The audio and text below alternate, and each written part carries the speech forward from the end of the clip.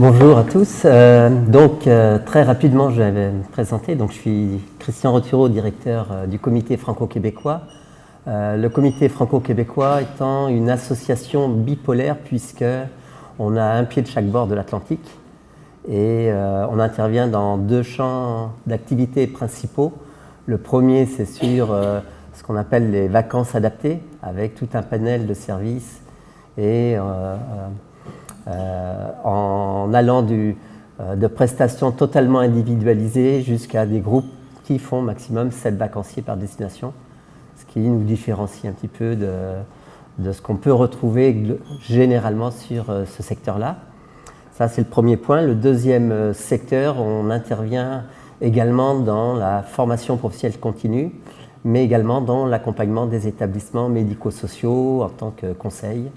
Donc ça peut être aussi bien sur les projets d'établissement, projets individuels, la qualité de vie, etc., etc. Donc voilà un petit peu très rapidement qui est le Comité franco-québécois. Alors si on a un pied de chaque bord de l'Atlantique, je le disais tout à l'heure, c'est parce que notre conseil d'administration est constitué à 50% de Québécois. Ce qui est très pratique pour faire nos réunions, on les fait au milieu de l'Atlantique, c'est très facile. Donc aujourd'hui avec la visioconférence, il n'y a plus de soucis des distances. Alors ce qui m'a venu ici est un peu, j'allais dire, pas inintéressé dans le sens où la question de l'éducation à la vie affective, amoureuse, sexuelle, moi à l'origine, j'étais un éducateur de terrain. Et dans la fin des années 80, j'ai eu la chance de participer à un groupe de travail pour la mise en place, dans le secteur médico-social, là où je travaillais en tout cas, 3 programmes d'éducation à la vie affective, amoureuse et sexuelle, selon les niveaux, j'allais dire, d'autonomie des personnes, puisqu'à l'époque, rappelons-le, dans ces années-là, il existait des CAT, mais dans les CAT, on trouvait aussi bien des gens qui auraient pu relever de femmes, foyer occupationnel ou effectivement des AT. D'où la nécessité de mettre des programmes différenciés.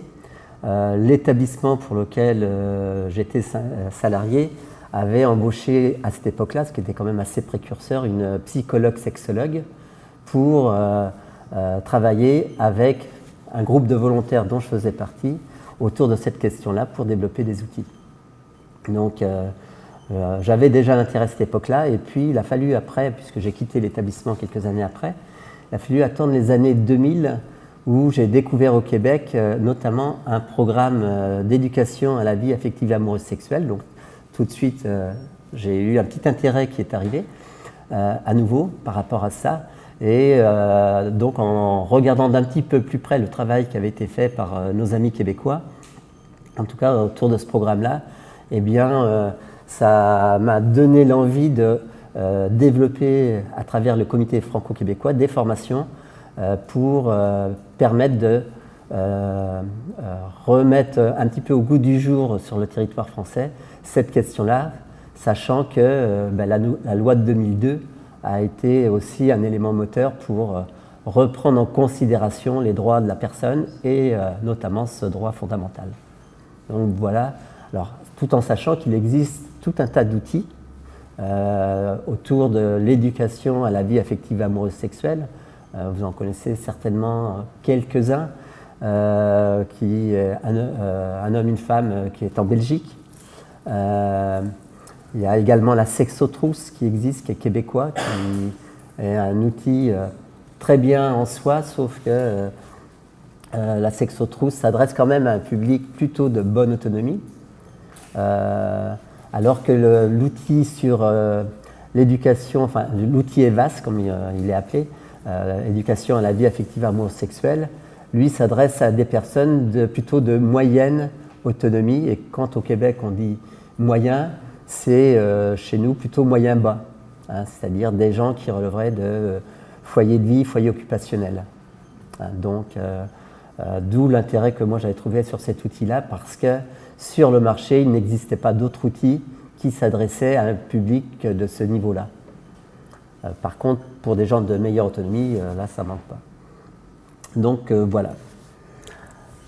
Alors, très rapidement, je pense qu'il est intéressant de voir si, sur les valeurs, eh bien, on est d'accord sur le fait que les personnes qui présentent une déficience intellectuelle sont d'abord des personnes avant toute autre considération.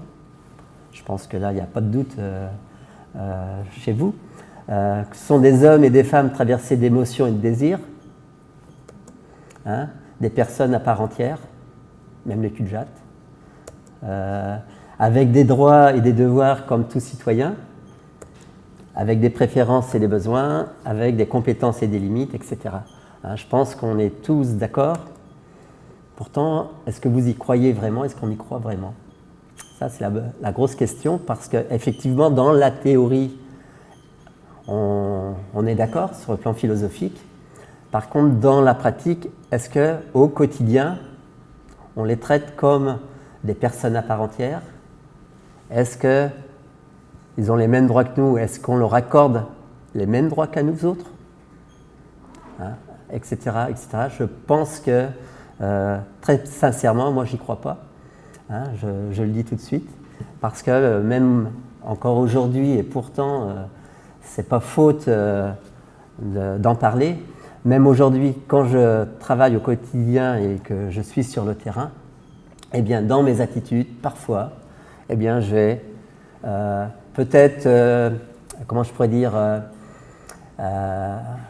devancer leurs désirs, devancer leurs besoins par rapport à un certain nombre de choses. Je vais penser à leur place parce que ça va plus vite, ou faire à leur place, etc., etc. C'est-à-dire que dans le quotidien, on s'aperçoit que les professionnels ont beaucoup de mal déjà à mettre en application ce statut de personne à part entière.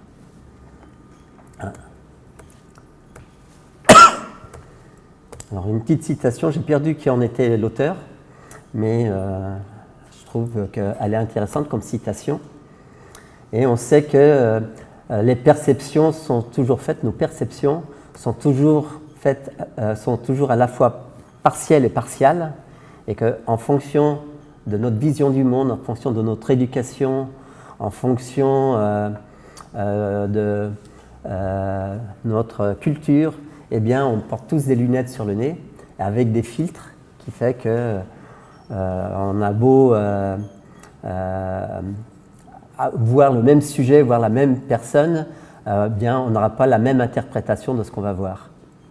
Et c'est toujours ce qui fait aussi obstacle ou difficulté, en tout cas dans une équipe de travail. Effectivement, c'est qu'on parle de la même chose, mais on ne met pas toujours la même chose derrière, parce que bien, on a tous notre éducation, on a tous notre perception des choses. Hein, d'où l'importance déjà de mettre en équipe les valeurs à plat, notamment quand on aborde un sujet comme l'éducation à la vie affective amoureuse sexuelle. Il est important que l'équipe de travail qui s'intéresse à ça déjà s'interroge sur leur propre perception, leurs propres valeurs. Moi, je parle toujours aussi, plutôt que de parler de différence, parlons de ressemblance, parce que quand on aborde aussi un sujet comme ça, eh bien là encore, on s'aperçoit qu'ils ont les mêmes besoins que nous, ils éprouvent des sentiments comme chacun d'entre nous, et qu'ils ne sont pas différents de nous. Hein, chacun est, j'allais dire, vit avec ce qu'il est, mais c'est propre à chacun d'entre nous aussi. Donc, je parle toujours, quand je projette cette diapo, je dis, mais souvent la question que j'ai en me présentant, qu'est-ce qui fait qu'on se ressemble? Et les gens ont souvent beaucoup de mal à trouver les points communs quand on voit la photo, alors que finalement, c'est l'enveloppe qui est différente, mais derrière, on se ressemble très étrangement. Donc, je parlais des perceptions. Hein. Ça a beaucoup de conséquences sur la façon dont une personne différente est traitée, notamment quand la différence est perçue négativement. Et une personne déficiente intellectuelle, si on la voit par le petit bout de la lorgnette comme étant incapable de, fatalement, ça va derrière apporter des attitudes. On va avoir des attitudes qui vont souvent limiter leurs droits parce qu'on pense qu'effectivement, ils n'ont pas toutes les capacités à faire telle ou telle chose. Donc derrière ça, forcément des conséquences sur les rôles sociaux qu'ils vont pouvoir jouer, des conséquences sur l'image que la personne aura d'elle-même, parce que effectivement, si elle est perçue comme étant de moindre importance, elle va se comporter au regard de l'attente ou de l'image que nous, on a d'elle. Si on l'aperçoit comme une personne ayant de la valeur, eh bien, elle a des chances. Si on l'aperçoit déjà comme une adulte, elle va se comporter comme une adulte, bien souvent. Si on l'aperçoit comme un grand enfant dans un corps d'adulte, elle aura des attitudes d'enfant. Donc, ça aura des conséquences sur ces comportements. D'où il y a deux objectifs derrière tout ça. Valoriser l'image sociale de la personne. Et ça, c'est au quotidien, à la fois à travers nos actes, à travers nos mots, à travers nos attitudes, mais également au regard des droits que ces personnes ont et de pouvoir les actualiser au maximum dans la mesure du possible. Améliorer et augmenter les compétences de la personne, d'où l'importance des professionnels, je veux dire, de les soutenir et les accompagner dans tout un tas de domaines, mais entre autres aussi au niveau de l'éducation à la vie affective, amoureuse, sexuelle, parce que si on n'en parle pas, eh bien, ils peuvent, eux, aller chercher, entre guillemets, des compétences à travers ce qu'ils vont découvrir sur les sites internet, à travers la télé, à travers d'autres formes de communication. Et on sait que ce sont des personnes qui peuvent être vulnérables de par le manque de jugement par rapport à ce qu'ils peuvent voir. Et ça peut générer derrière des comportements inappropriés.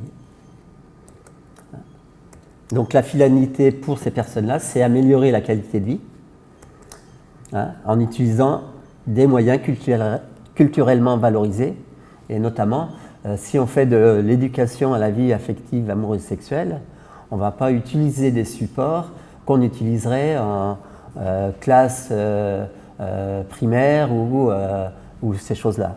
C'est-à-dire qu'à vous, à nous, de trouver des supports qui s'adressent à des adultes en fonction, bien sûr, en les adaptant pour la compréhension, mais on ne va pas utiliser ce qui est utilisé pour les classes maternelles ou les classes primaires. Parce que là, il y a beaucoup d'outils, mais quand on s'adresse à des adultes qui ne sont pas appropriés.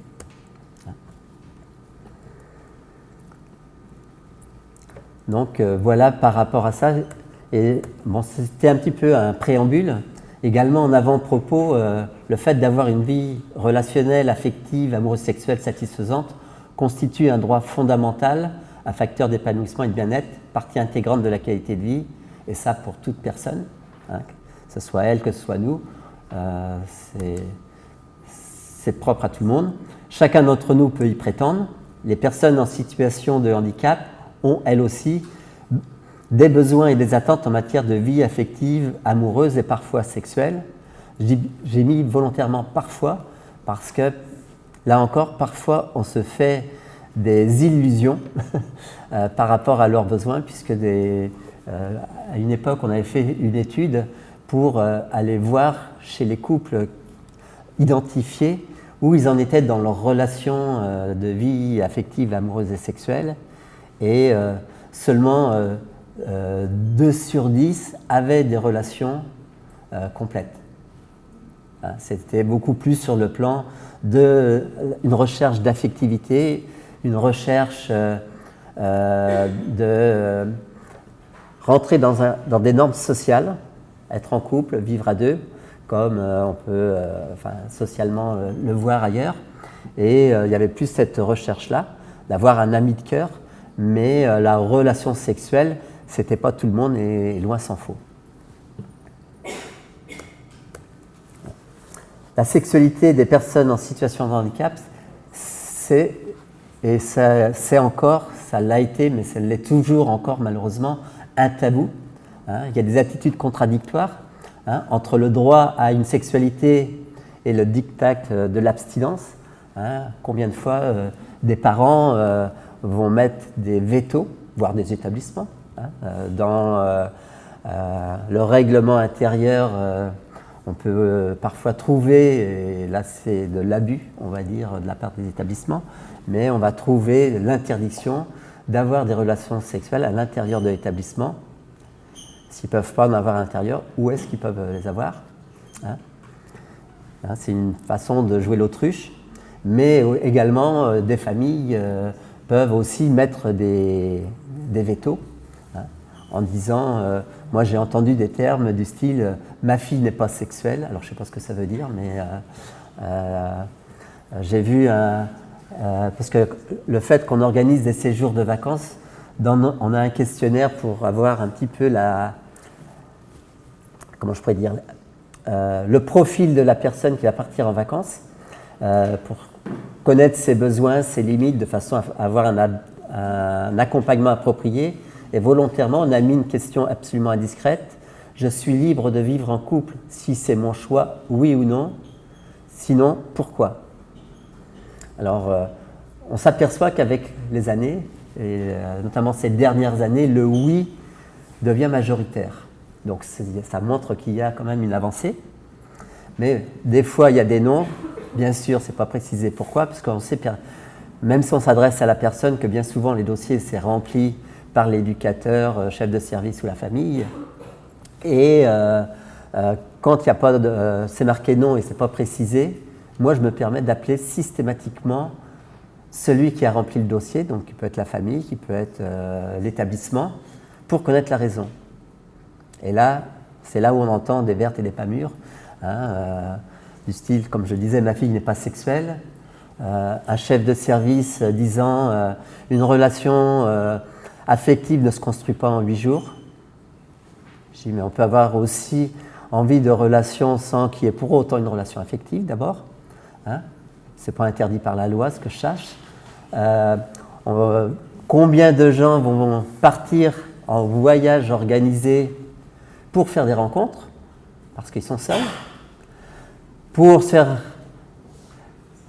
un ou des amis, et plus s'il y a affinité.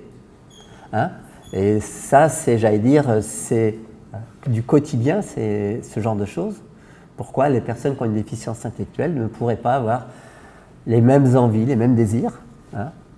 Et on sait que certains, effectivement, partent en vacances aussi dans cet esprit-là.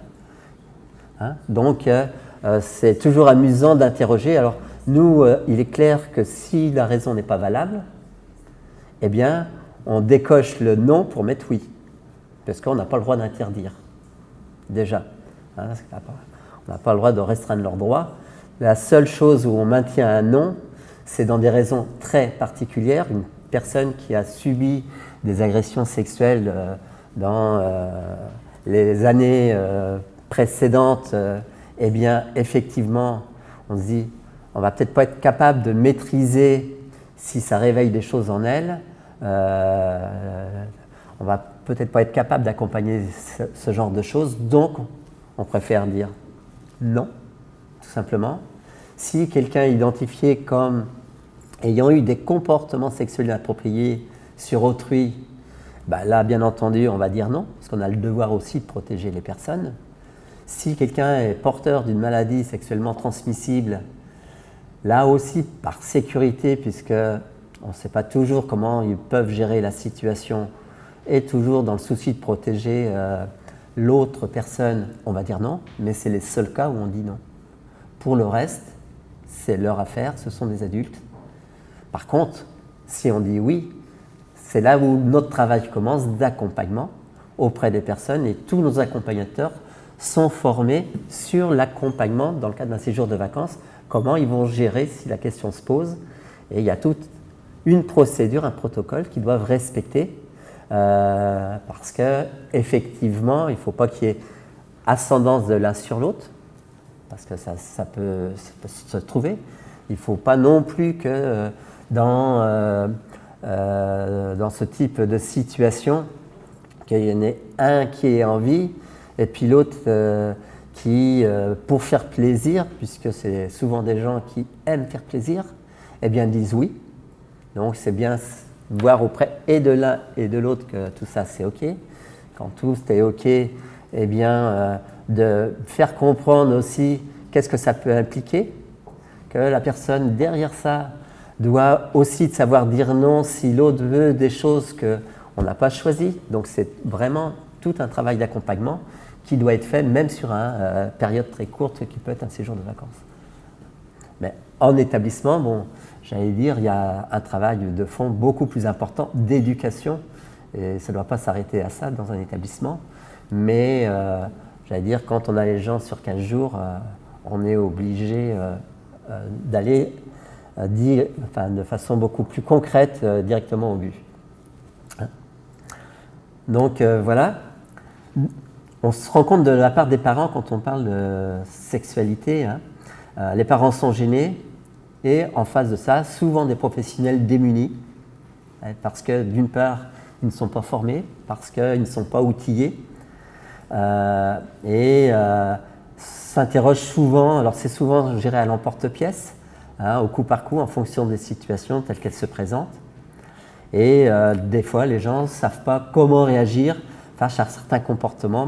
Là, j'ai pris 2 exemples comme la masturbation, l'exhibition, comment réagir, quoi faire. Bon, tout ça, c'est des choses qui doivent être bien sûr travaillées au niveau des établissements, mais il y a, j'allais dire, c'est des choses qui sont simples à gérer. C'est pas compliqué, mais à condition d'en parler et pas de gérer au coup par coup ce genre de situation. C'est-à-dire quand ça a été travaillé auprès d'un établissement, d'emblée on peut, il y a d'abord des règles qui se posent, qui peuvent se mettre en place.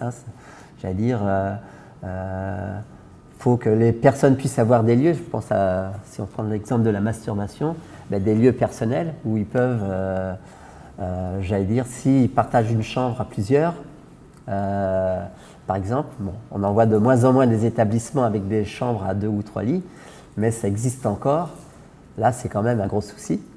Et on le voit dans certains établissements où les portes n'ont pas de serrure, n'importe qui peut pénétrer dans les chambres s'ils n'ont pas de lieu vraiment privé. Et le pire que j'ai vu, c'est des toilettes qui n'avaient pas de serrure pour les personnes. Donc déjà, pour aller aux toilettes, c'est quand même pas très agréable, mais ça peut être aussi un lieu où ils peuvent se retrancher quand ils partagent une chambre à plusieurs. Et encore, si ça ne ferme pas à clé, on peut être surpris à tout moment. Donc, il y a des choses auxquelles un établissement doit réfléchir, doit travailler. Et c'est pareil, dans une famille, la même question se pose. Où est-ce que la personne peut s'adonner à ces plaisirs solitaires qui sont normaux, mais là aussi, il y a tout un travail à faire auprès des familles. Et quand on travaille au sein d'un établissement, il est toujours important de travailler en parallèle avec les familles, parce que sinon il y a des chances que le travail entamé par l'établissement soit cassé dans les familles derrière ça. Donc aujourd'hui, les structures sociales, médico-sociales ont intégré dans leur projet associatif d'établissement ce droit à la vie affective, amoureuse et sexuelle. Ils doivent faire face, bien sûr, à un certain nombre de difficultés sur le terrain, parce que parfois, comme je le disais, s'il y a encore des chambres communes, il va falloir, à moyen terme, trouver des solutions pour transformer au niveau des établissements. Donc ça demande des budgets conséquents. Mais bon, aujourd'hui, les choses ont bien avancé quand même là-dessus. Et puis, les réalités peuvent être différentes, puisqu'on retrouve encore, par exemple, des établissements qui ne sont pas mixtes. Des foyers d'hébergement qui sont que pour les hommes ou que pour les femmes. On en trouve encore quelques-uns. Donc là aussi, ça pose quand même une sérieuse question, puisque, comme on dit toujours, qui se ressemble s'assemble, et que s'ils veulent se faire un ami ou une amie de cœur, eh bien, ça peut poser un certain nombre de problèmes.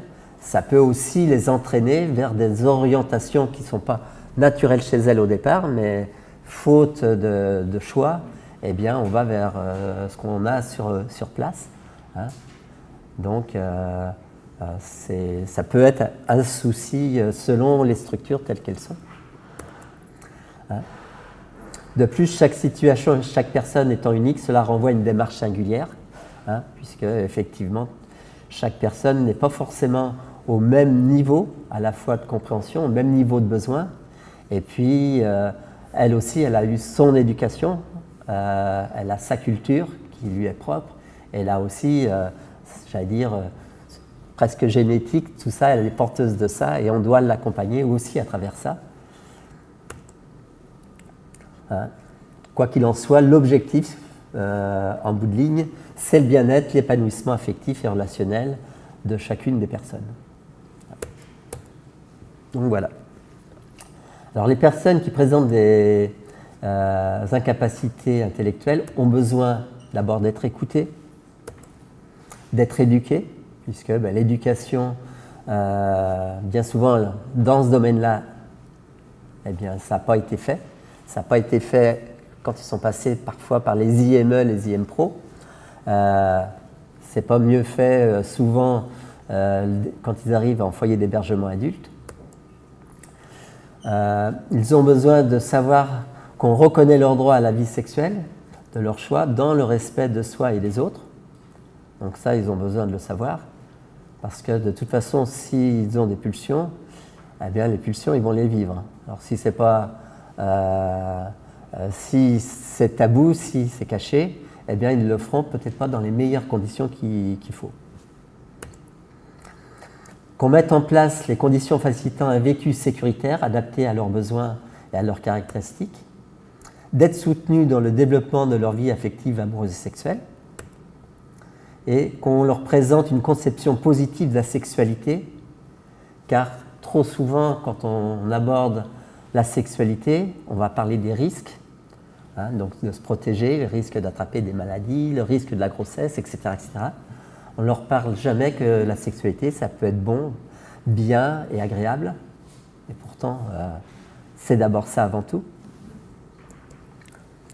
Et qu'on leur apprenne comment se défendre contre les agressions sexuelles. Parce que là aussi, ça reste quand même des personnes vulnérables par le fait que depuis qu'ils sont tout petits, on leur apprend à dire oui à papa, oui à maman. Ils grandissent, on leur apprend à dire oui aux éducateurs parce qu'on n'aime surtout pas qu'ils nous contredisent. Hein, et ils sont souvent dans le vouloir faire plaisir parce qu'on essaye toujours de faire plaisir aux gens qu'on aime bien. Et généralement, on aime bien qui? Les gens qui s'occupent d'eux, hein, les gens qui sont proches d'eux. Donc, ils sont dans ce désir de plaire, bien souvent. Donc, ça les rend d'autant plus fragiles face aux agressions. Donc, là aussi, il y a un travail à faire important au niveau de l'éducation à la vie affective, amoureuse, sexuelle, c'est d'apprendre à se défendre et aussi, surtout, d'apprendre à dire non face à des choses qu'ils ne souhaitent pas.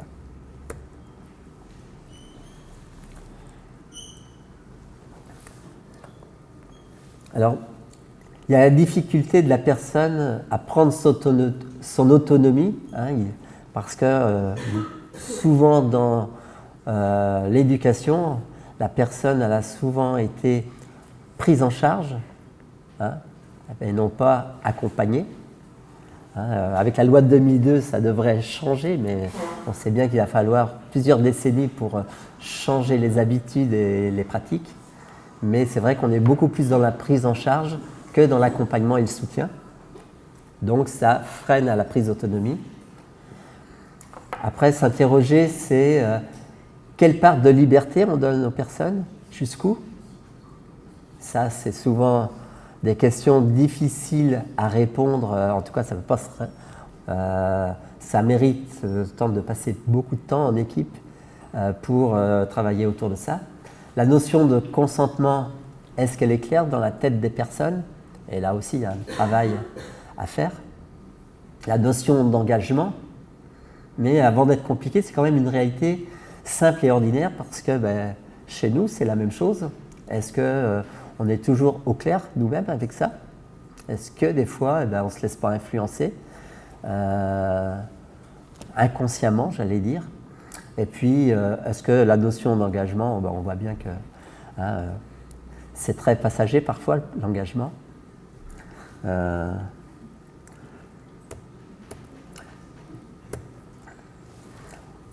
Alors, par ailleurs, les parents, on voyait les besoins des personnes déficientes intellectuelles, mais quand on regarde du côté des parents, Ben, les parents, on s'aperçoit aussi qu'ils ont besoin d'être écoutés, parce qu'eux aussi, ils ont des peurs, des craintes, des angoisses. Hein, ça reste leur petit, même s'il a 30 ans, 40 ans. Hein, donc, tout ça, c'est important de les entendre et d'entendre aussi leurs difficultés. Les parents ont besoin d'être respectés dans leurs valeurs et leurs convictions. Et notre rôle, c'est de les amener à cheminer à travers tout ça. Les intervenants, eux aussi, ils ont des besoins. Ils ont besoin d'être écoutés, besoin d'être respectés, besoin d'être soutenus. Et là, le soutien peut arriver quand il y a une équipe pluridisciplinaire. Ben, c'est intéressant parce que, eh bien, on peut travailler en équipe pluridisciplinaire pour obtenir du soutien avec des psychologues, avec des choses comme ça, qu'on ne soit pas tout seul dans son coin à réfléchir et à essayer de trouver des solutions. Besoin d'être supervisé, parce que quand on intervient auprès des personnes sur un sujet comme ça, il est important quand même d'avoir une supervision pour éviter aussi de faire fausse route, qu'il y ait besoin de débriefing un petit peu, parce qu'on peut aussi recevoir des informations et pour analyser certaines informations qu'on peut recevoir, des révélations qui peuvent être faites parfois dans des cas comme ça, eh bien la supervision peut être importante parce que c'est d'abord jamais en séance que ça se traite, mais ça se traite en individuel, ce genre de choses, et la supervision est importante de ceux qui interviennent au contact des personnes. Les intervenants ont besoin de connaître les notions de base de l'éducation sexuelle, donc une formation de base quand même, parce que du jour au lendemain, on ne s'improvise pas parce qu'on est éducateur, dire ben, je vais travailler là-dessus. Oui, ok, il y a un intérêt, mais il faut se former, parce que sinon on peut faire des erreurs également. Et les professionnels ont besoin de connaître et comprendre les besoins des personnes présentant des incapacités intellectuelles et les besoins des parents. Donc voilà un petit peu, finalement on s'aperçoit que tout le monde a des besoins, que ce soit les personnes elles-mêmes, les parents, les professionnels, et que certains besoins sont communs aux uns et aux autres. Hein.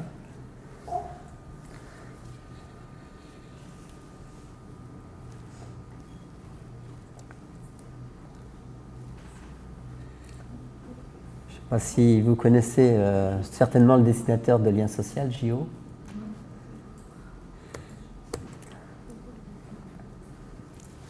Donc,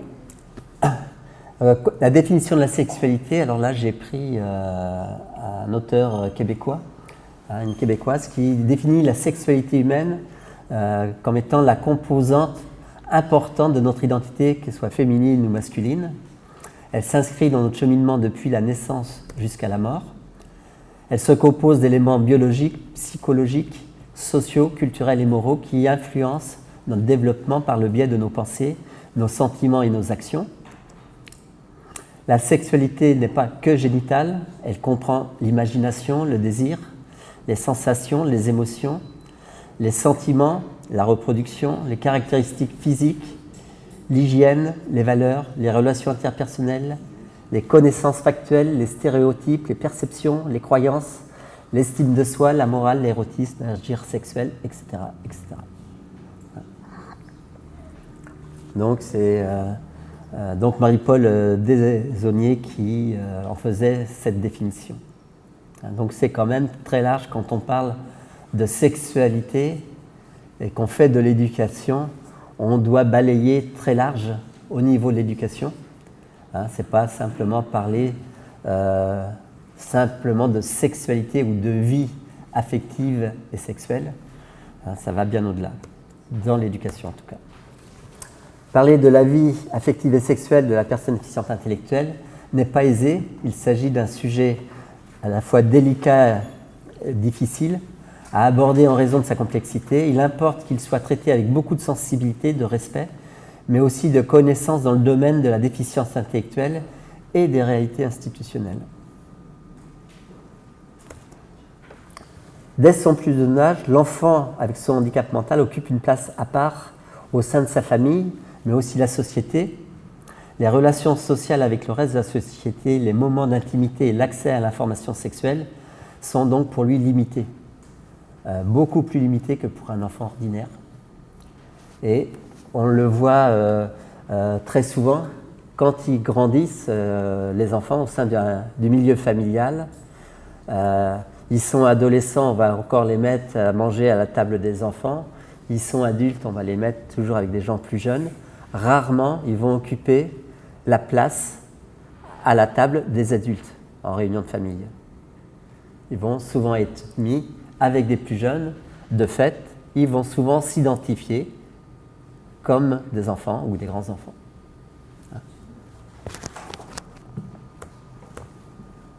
Face à ce manque d'informations, arrivés à l'âge adulte, les actions éducatives en matière de vie affective ont souvent tendance à vouloir protéger contre les agressions, les infections et les grossesses.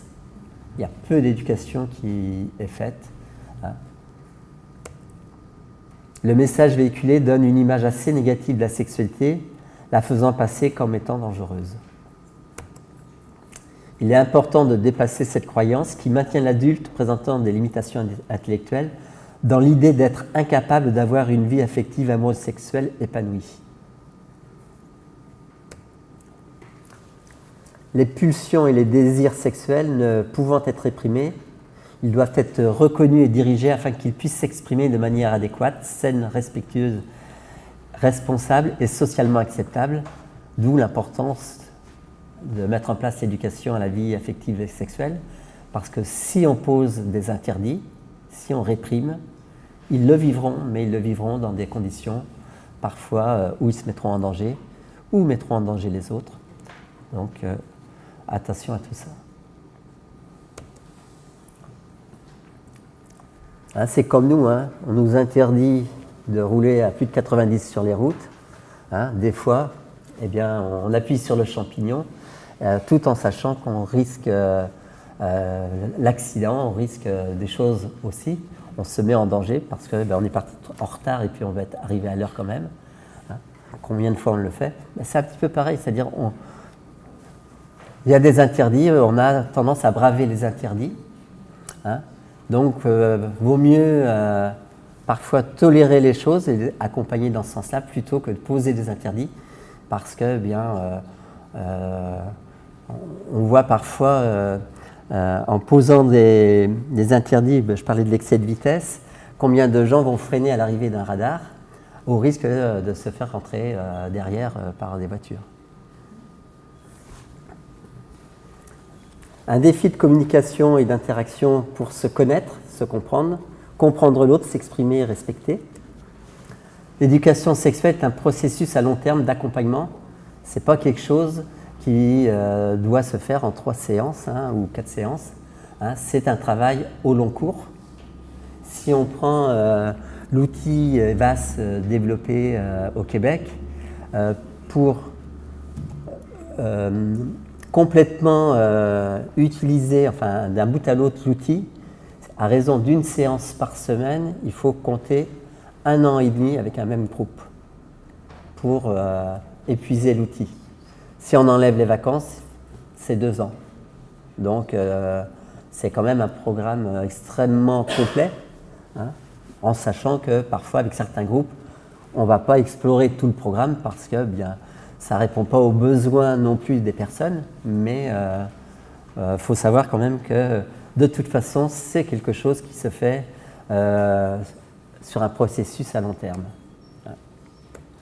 Les attitudes éducatives, c'est l'acceptation de la sexualité de la personne, et ce, pas en fonction de nos valeurs à nous simplement, mais au regard de ce que la société n'interdit pas. Donc ça veut dire, c'est très large derrière ça.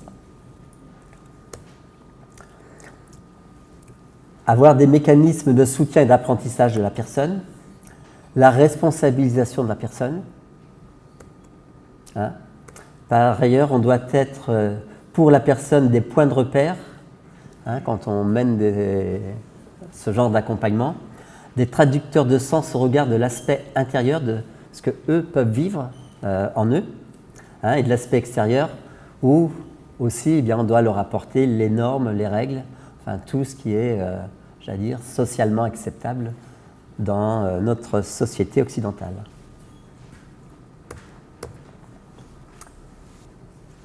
Derrière l'éducation sexuelle, il y a l'identité sociale, la connaissance de soi, hein, l'estime de soi. Tout ça, c'est des choses qui doivent être travaillées, hein, les émotions, les relations interpersonnelles, comme l'amitié, comme la vie amoureuse, comme la sexualité. Hein, le respect de soi et des autres, le consentement, ça c'est des bases de l'éducation sexuelle. La connaissance du corps, l'anatomie, hein, la physiologie, la contraception, hein, autant de thèmes qui doivent être abordés, j'allais dire, quand on fait de l'éducation sexuelle. Donc c'est quand même très vaste hein, comme domaine. Donc les règles et les normes sexuelles, enfin... Donc ça fait beaucoup de sujets à travailler avec les personnes qui présentent donc une déficience intellectuelle. Hein? Donc un programme d'éducation est quand même très large et c'est un gros travail. Alors ce qui est important quand on se lance dans ce genre de travail, c'est d'abord de faire une évaluation préalable de où en est la personne par rapport à ses connaissances. De façon à ne pas commencer à faire des choses, commencer trop bas, j'allais dire, et puis que la personne ne trouve pas d'intérêt. On peut passer rapidement sur certains sujets si la personne connaît et maîtrise, donc on peut voir ça rapidement. Et puis, là aussi, il y a peut-être des domaines où la personne, qu'elle ne souhaite pas aborder, à travers tout ça, et bien là aussi, il faut respecter le choix des personnes s'il y a des domaines où elle n'est pas encore prête à aborder tel ou tel sujet. Hein, donc tout ça, c'est d'où l'importance de l'évaluation. Alors il existe également dans l'outil EVAS un outil d'évaluation qui permet de pouvoir savoir un petit peu où en est la personne et à partir de là, quand on fait passer cet outil-là avec plusieurs personnes, eh bien, de constituer des groupes à peu près homogènes. Parce que, idéalement, quand on fait des groupes, il vaut mieux avoir des groupes homogènes et ne pas mélanger dans un même groupe des personnes qui vivent déjà en couple avec des relations et des gens qui sont, j'allais dire, à un stade où ils n'en sont pas tout à fait là. Hein, donc, il faut être vigilant aussi dans la constitution des groupes.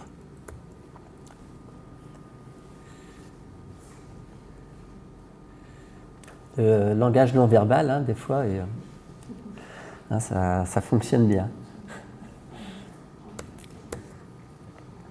Alors, quel que soit le type de handicap dont elle est porteuse, la personne demeure toujours le premier acteur de sa vie affective, relationnelle, amoureuse et sexuelle. Elles seules peuvent manifester le désir et le besoin. L'équipe qui est à l'écoute suit, aide et soutient l'usager dans sa vie affective, entre inévitablement dans son intimité et donc dans un monde qui ne lui appartient pas. D'où y aller avec beaucoup de délicatesse. Elle agit... Oh, il y a un trait d'union là qui n'est pas à sa place. Elle agit avec effacement, discrétion et pudeur en s'appuyant sur une démarche éthique et déontologique constante. Donc les valeurs qui soutiennent la démarche, hein, donc humanité inconditionnelle, la personne déficiente intellectuelle est une personne humaine et non un individu réduit à sa déficience. Individualité, chaque personne a sa façon bien à elle d'être et d'agir. L'individualité implique la prise en compte des différences. Responsabilité, il faut favoriser la liberté de choix et la maîtrise possible par la personne de ses relations amoureuses, érotiques, etc. Cette autonomie dépend des capacités de l'individu à être responsable de ses actes et de leurs conséquences. La responsabilité des parents et des professionnels est aussi engagée, comme gérer la liberté de l'individu et la nécessité de le protéger. Donc là aussi, c'est là où on intervient nous. Ce que j'ai entendu une fois dans un établissement, une femme, il fallait qu'elle choisisse, elle avait deux copains intimes et l'équipe éducative lui demandait qu'elle choisisse. Là aussi, c'est le genre d'attitude de professionnel assez particulier quand même. Est-ce qu'à nous, on nous demande de choisir entre telle ou telle personne?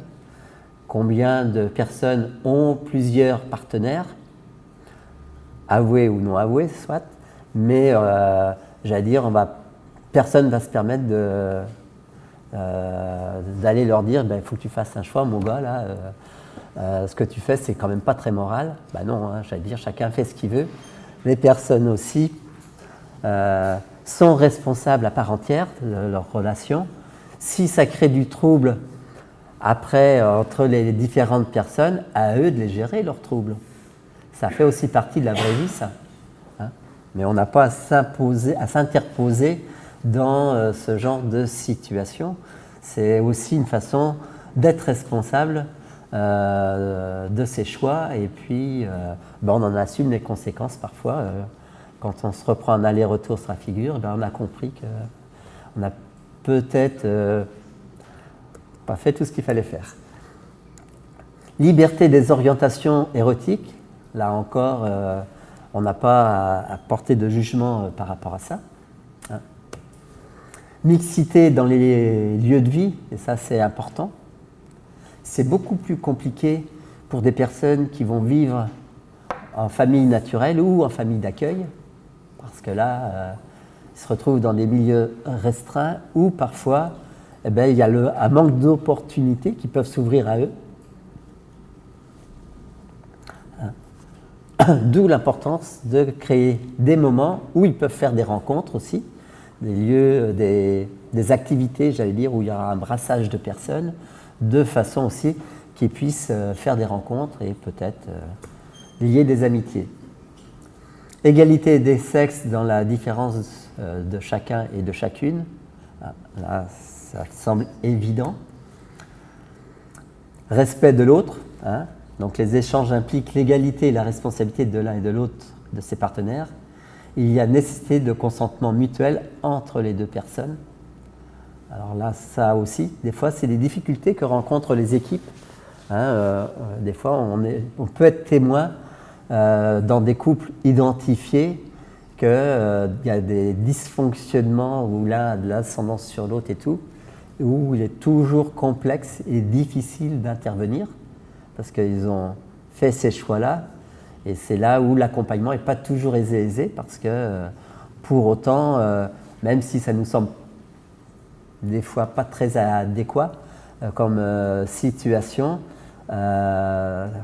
on ne peut pas non plus interdire une relation, hein, même si elle nous semble, mais ça existe aussi dans la vraie vie avec entre d'autres personnes.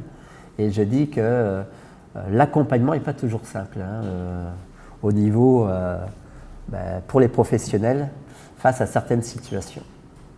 L'intimité, chacun doit disposer d'une vie privée, disposer d'un lieu où il se sent en confiance, où il peut vivre, entre autres, certaines pratiques érotiques, c'est ce que je disais tout à l'heure. Accès à l'information et à l'éducation. Hein, chacun doit avoir accès à de l'information concernant le corps, les émotions, les comportements sociaux appropriés, la sexualité, etc. Hein, donc voilà un petit peu les valeurs qui soutiennent la démarche. Donc en résumé, respect de soi-même et des autres, respect de la dignité, respect de l'intimité et de la vie privée, respect des droits de chacun, respect dans la relation interpersonnelle, respect de la confidentialité. Au niveau de la tolérance, ça consiste à accepter chez l'autre une manière de penser et d'agir différente de celle que l'on peut avoir. Elle demande une ouverture d'esprit et induit des notions d'écoute et de compréhension. Elle suppose l'acceptation de règles morales divergentes des siennes. L'expression de sa vie affective, relationnelle et sexuelle, par exemple. L'orientation sexuelle. Les origines culturelles et ethniques. Et là, il faut bien prendre compte. Ses goûts, préférences, désirs et opinions. Il y a peut-être des choses qui ne nous conviennent pas à nous, qu'on n'aimerait pas vivre, mais ça ne nous appartient pas non plus. Donc bien respecter le choix des personnes. Sa religion, sa spiritualité ou sa laïcité. Donc voilà. Ces valeurs sont des repères, une ligne de conduite à adapter en fonction de la personne concernée. En effet, chaque personne n'a pas la même demande, les mêmes besoins affectifs et sexuels, et donc la réponse doit être individualisée et adaptée. Les actions éducatives doivent viser à un épanouissement, un développement de l'estime de soi et le bien-être de la personne, mais aussi la prise en compte de ses désirs. Donc le programme EVAS auquel je faisais allusion tout à l'heure, parce que parfois la question de certains parents, si on fait de l'éducation, ils vont tous avoir envie derrière de faire... à savoir que là aussi il y a eu des études menées au Québec par rapport à ça. L'éducation n'a jamais créé de besoin ou quoi que ce soit derrière ce travail-là. Hein, ça arrive. On peut rassurer les familles là-dessus. Donc derrière, c'est un peu ce qu'on a dit. Hein, c'est toutes ces choses-là qu'on va retrouver derrière le programme EVAS. Mais ce qui est important à retenir quand même, c'est un moyen de prévention des comportements sexuels à risque, prévention des maladies, des grossesses non désirées. Donc, ça sert malgré tout à ça, au-delà du reste. C'est aussi un moyen de prévention de comportements sexuels inappropriés ou déviants. Et ça aussi, c'est important. C'est un moyen de prévention contre les abus sexuels, l'exploitation ou la pornographie. Donc, derrière l'éducation sexuelle, même si c'est bien beau et agréable, eh bien, c'est aussi un excellent outil de prévention.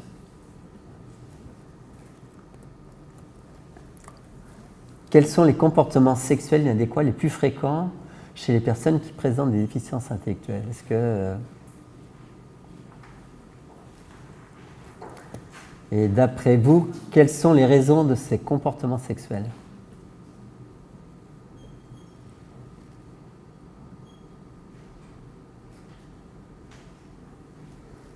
Alors, je vais peut-être amener quelques...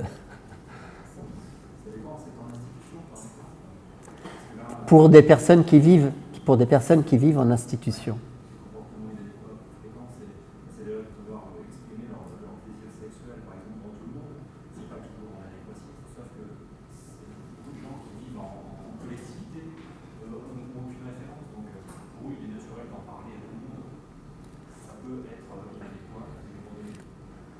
Exactement, voire même ce qui peut être inadéquat effectivement parce qu'ils vivent dans un monde à part, avec il n'y a pas les normes sociales, j'allais dire, on s'éduque beaucoup, j'allais dire, inconsciemment, par imitation.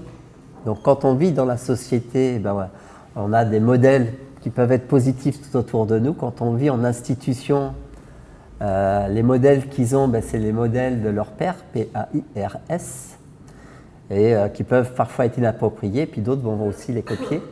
Donc il peut, effectivement, on en parle à qui veut bien l'entendre, on peut avoir des gestes déplacés aussi, parce que ben, ça fait rire les petits copains, et puis, etc. Donc il peut y avoir des comportements comme ça. Il peut y avoir aussi des comportements inadéquats, par exemple parce qu'on pose trop d'interdits, et qu'il n'y a pas d'accompagnement.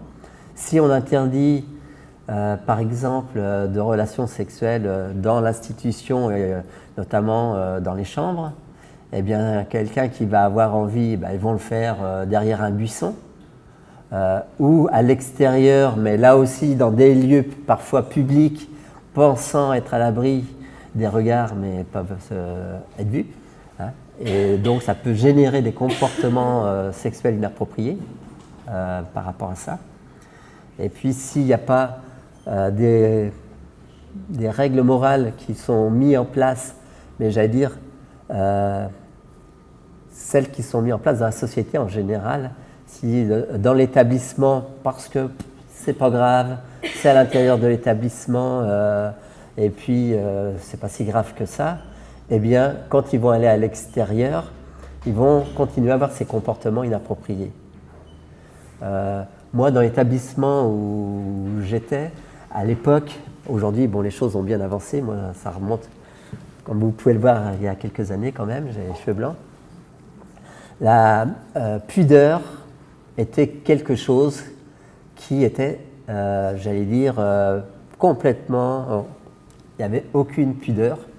il était fréquent de voir dans les couloirs des personnes se balader en petite tenue, voire nues. Ça posait de soucis à personne. Quand on partait à l'extérieur, dormir en camping, par exemple, moi je me souviens d'une fois où je suis allé faire du camping et une personne était après faire sa toilette intime, là où on lave la vaisselle. Elle avait la culotte aux chevilles et elle se faisait sa toilette. J'aurais voulu être une petite souris cette journée-là parce que je me suis dit, oup, on est passé à côté de quelque chose dans l'établissement. Il y a des apprentissages, des règles qu'on n'a pas su mettre en place parce que des choses qui se pratiquent au quotidien, on le banalise tellement, hein, ça devient tellement notre quotidien qu'on oublie de se reposer les bonnes questions, les vraies questions. Donc c'est le genre de choses. Donc on peut imaginer la réaction aussi de parents dans le camping avec leurs enfants. Hein. Ça peut se traduire par de l'exhibitionnisme ou n'importe quoi. Donc il y a des choses qui, dans l'établissement, en tout cas, il y a vraiment des normes sociales qui doivent être mises en place exactement pareil que les normes sociales qui existent dans la vraie vie. Hein. Donc pour éviter des comportements inadéquats. Les attitudes prioritaires chez les parents, l'entourage des intervenants pour prévenir les comportements sexuels inadéquats, c'est reconnaître la personne présentant une déficience intellectuelle comme une personne à part entière avec des forces, des capacités et des difficultés. Donc c'est déjà responsabiliser la personne et partir sur les forces de la personne et non pas dire elle n'est pas capable de. Il faut toujours présumer à l'inverse qu'elle est capable de comprendre et on s'aperçoit d'ailleurs qu'elle a beaucoup de capacités, beaucoup plus que des fois on peut présumer. Reconnaître la personne en fonction de son âge chronologique et pas les maintenir dans une enfance prolongée. Reconnaître les besoins affectifs de la personne. Et là encore, parfois, il y a certains obstacles à dépasser et notamment, d'où l'importance de travailler avec les familles aussi. Reconnaître le besoin d'éducation sexuelle de la personne. Donc, ne pas exiger plus ou moins de la personne qu'on exige de la population en général, hein, parce que parfois il y a plus de règles et d'interdits au niveau des personnes et dans l'établissement qu'on retrouve à l'extérieur, ce qui n'est quand même pas tout à fait logique. Éduquer et adapter l'éducation relative à la sexualité, donc l'adapter en fonction des capacités des personnes et de compréhension. Tout comportement excessif ou problématique est un message qu'il est nécessaire de décoder. Principaux facteurs du développement de comportements excessifs et problématiques, ça peut être que l'environnement est trop contrôlant. Et quand on veut contrôler, forcément, il va y avoir des stratégies qui vont être mises en place pour contourner l'interdit. Style de vie non personnalisé, relations sociales trop pauvres, manque d'habileté, d'où le besoin d'éducation, vie affective peu satisfaisante, accumulation de frustration. Et ça, c'est vrai dans les comportements excessifs, ça peut être sur le plan sexuel, mais c'est aussi sur les comportements agressifs ou perturbateurs, on retrouve exactement les mêmes critères. Hein. La difficulté de communication, d'où l'importance aussi de travailler sur la communication avec les personnes. Les irritants environnementaux. Quand on parle d'irritants environnementaux, c'est de vivre soit avec des gens qu'ils n'ont pas choisis et puis ça les irrite au quotidien, soit ça peut être dans un environnement trop bruyant, que ce soit des structures qui sont très sonores, qui résonnent et tout ça, etc.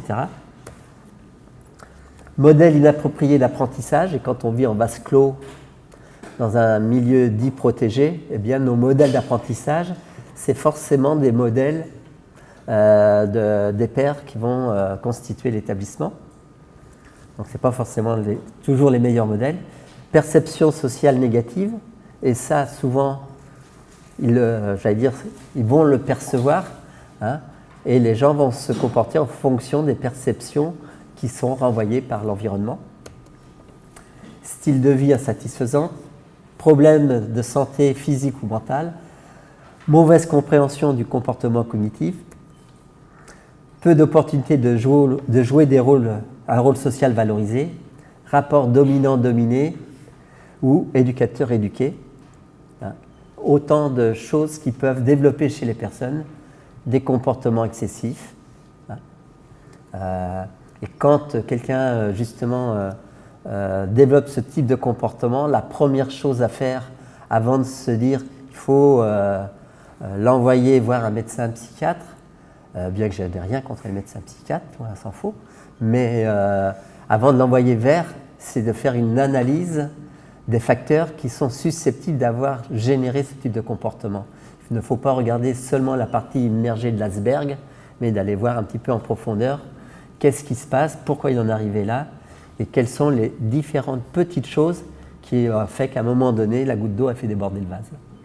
La banalisation de la sexualité, la culture pornographique, les risques associés à l'utilisation des réseaux et médias sociaux, où maintenant les personnes déficientes intellectuelles, de plus en plus vont avoir leur téléphone portable, vont être sur Facebook, avec tous les risques, parce que là aussi, s'ils ne sont pas éduqués par rapport à ça, et c'est un nouveau travail par rapport aux professionnels, c'est l'utilisation et l'usage d'Internet et des réseaux sociaux et de tous ces instruments, parfois pour lesquels ils sont bien plus doués que nous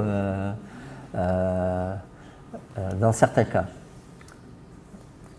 Donc ça, c'est des choses qui sont plus récentes, j'allais dire, dans notre culture, mais dont il faut tenir compte dans l'accompagnement des personnes, parce que là aussi, autant à une certaine époque, il était difficile d'accéder à la pornographie, et donc plus difficile de s'éduquer à travers ça, entre guillemets, mais d'aller chercher des choses. Aujourd'hui, c'est tellement aisé que là aussi, si on ne contrebalance pas les choses par un accompagnement approprié et une éducation, eh bien, demain, on peut avoir encore plus de problèmes de comportements sexuels inappropriés, parce que, eh bien, c'est vrai que dans un film porno, toutes les filles disent oui.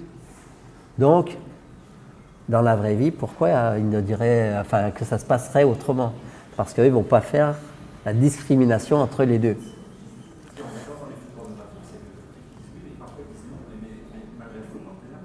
Oui, exactement, tout à fait.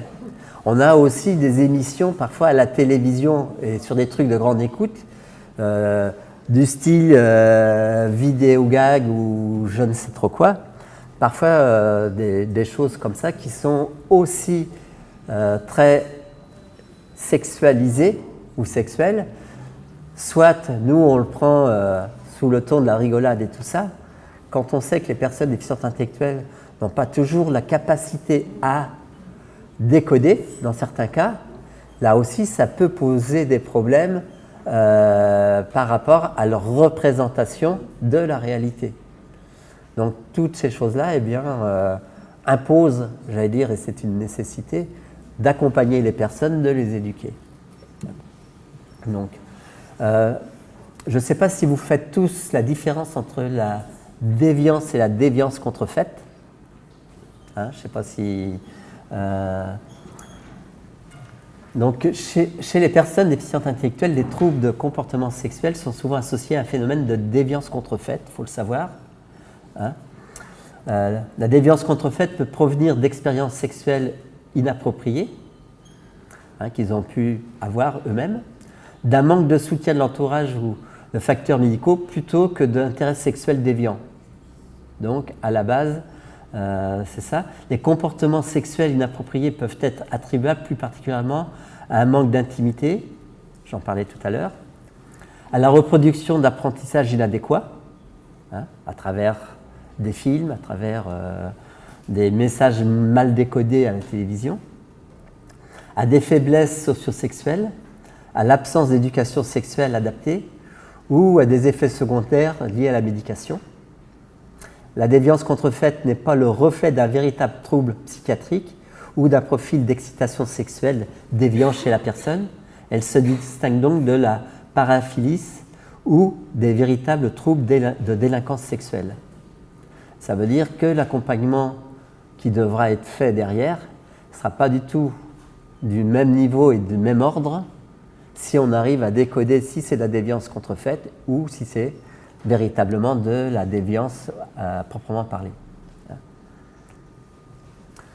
La déviance contrefaite résulte davantage du fait que la personne manque d'habilité et d'occasion de développer une vie sexuelle saine et qu'elle évolue dans un environnement parfois restrictif ou punitif, ou un système où elle ne peut obtenir un soutien approprié sur le plan affectif, amoureux et sexuel. Le concept de déviance contrefaite désigne donc des comportements sexuels sans aucun doute de déviance dans leur forme, mais non pas dans leur nature profonde. Effectivement, il peut y avoir des gens qui commettent des délits sexuels chez les personnes. On va essayer de comprendre si c'est de la déviance contrefaite ou de la déviance. Pour autant, ça reste toujours un délit sexuel.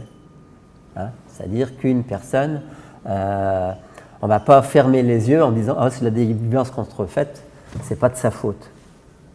Il a quand même commis l'acte et ça reste pour la personne qui a été agressée, malgré tout, une agression sexuelle. Donc ça ne change rien au finish. Par contre, la façon dont on va traiter et accompagner la personne va être différente. Juste quelques chiffres qui font un peu froid dans le dos. Une femme sur 2 déficiente intellectuelle a été ou sera agressée sexuellement au moins une fois dans sa vie. Donc 1 sur 2, c'est beaucoup. 40% par la famille ou considérée comme telle. Donc par un membre de la famille ou des gens considérés comme tels. 41% par des professionnels. Alors, le chiffre est important là, c'est simplement parce qu'un professionnel qui va commettre ce genre d'acte, j'allais dire, va pas le faire sur une seule personne, mais va agir sur un certain nombre de personnes, d'où ça fait un pourcentage important. 8 à 9% par des pairs PAIRS. On peut dire que ce ne sont pas des prédateurs, et qu'il y a effectivement des cas, mais qui, j'allais dire, ça reste quand même, ça ne fait pas légion loin s'en faut. 4 à 5% par des inconnus. Le reste, ils n'ont pas été identifiés. Alors, ils n'ont pas su où les mettre dans les pourcentages. Ça veut dire qu'en réalité, les prédateurs, ce sont des personnes qui ont une ascendance sur ces personnes-là. Alors, quand on parle d'agresseurs, c'est aussi des agresseuses, il ne faut pas l'oublier. Ce n'est pas que des hommes, bien entendu. Et que le fait de vouloir les mettre derrière des murs pour les protéger, on s'aperçoit bien que les murs d'une institution, ça ne protège pas non plus. Donc, ces chiffres sont importants. Alors, quand on parle d'agression sexuelle, c'est tout ce que regroupe ce qu'on appelle l'agression sexuelle. C'est les attouchements, c'est tout ça. C'est dès lors où un acte qui est posé par la personne qui le pose, il y a une intention derrière. Et les chiffres qui font encore plus peur, mais qui restent à vérifier, bien qu'il y ait eu plusieurs études qui les ont confirmés, c'est sur les personnes polyhandicapées, ça serait 100% des personnes qui vivraient des attouchements plutôt, mais donc des agressions sexuelles, c'est-à-dire que des gestes, c'est-à-dire avec intention, seraient posés sur 100% de ces personnes-là. C'est des études, c'est pas moi qui le dis. Pour information, il y en a peut-être qui ont vu le film Gabriel au cinéma. Il est passé en salle de cinéma. Ça mérite le détour. C'est un film d'auteur, donc un bon film, qui traite l'histoire d'un couple de 2 personnes déficientes intellectuelles, enfin 2 personnes qui tombent en amour l'une pour l'autre, avec les difficultés de la maman de lui qui n'est pas forcément d'accord avec ce genre de relation. Et c'est très intéressant, notamment pour aborder un débat. Si il y a à travailler derrière avec des familles, eh bien, Ça peut être un bon moyen, je suis désolé, un bon moyen j'allais dire, d'introduire un débat autour de la vie affective. Donc c'est un très bon film que je conseille. Maintenant, on le trouve en DVD. Il est sorti il y a 1 an à peu près. Maintenant, il est sorti en DVD. Là, j'ai une autre cassette, ça s'appelle Vie de couple. C'est une série d'émissions qui est passée au Québec sur la vie de couple de personnes déficientes intellectuelles, mais le montage la réalisation a été faite avec et par des personnes déficientes intellectuelles. C'est-à-dire que c'est eux qui faisaient l'émission, aidés et soutenus par des techniciens et des professionnels, mais c'est parti de leur choix, leurs besoins, et c'est eux qui ont choisi les séquences. Donc ça s'appelle Vie de couple, et c'est dans la série télévisée D'abord avec tout le monde. C'était cette série-là. Donc voilà pour 2 films que là j'ai sous le coude. Sinon, je vous parlais tout à l'heure de l'outil EVAS, éducation, vie affective, amoureuse sexuelle. C'est un outil que nous, on dispose, on est le seul distributeur sur l'Europe de cet outil-là au niveau du comité franco-québécois. Donc on a notre site internet où on peut le retrouver. Et depuis peu, il est sorti un double DVD de formation à l'usage de l'outil. Parce qu'un outil, c'est bien, mais encore faut-il savoir l'utiliser. Donc, généralement, on préconisait une formation qui se faisait dans nos murs, ou alors, s'il y avait un groupe assez conséquent, d'une quinzaine de personnes, on pouvait se déplacer. Aujourd'hui, c'est encore plus simple, puisque cette formation-là a été mise en double DVD.